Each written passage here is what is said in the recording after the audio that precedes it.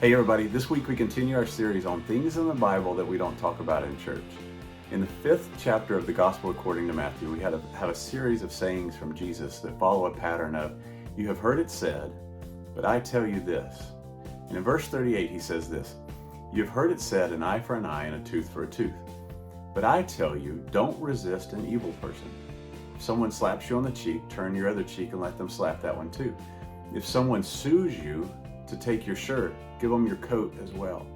If someone forces you to go a mile with them, go a second mile too."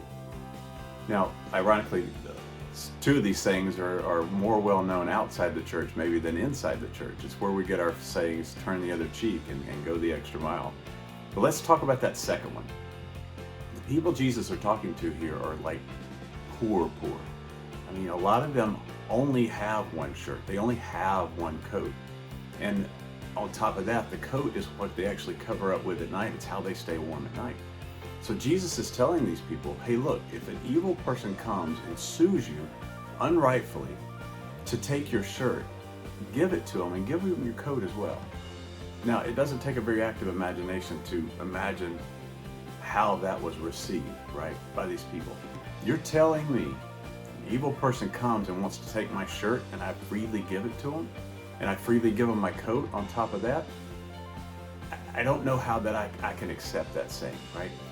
So you bring that into our culture, you bring that into our day and time, especially as Americans, right? America was founded on a principle of standing up for our rights. And what Jesus is telling them is, don't stand up for your rights. Let people, what we see it as, let people run all over you, right? I mean, is that really what Jesus wants? Is this a saying for us, or was it just for them? Does he really want doormats for followers?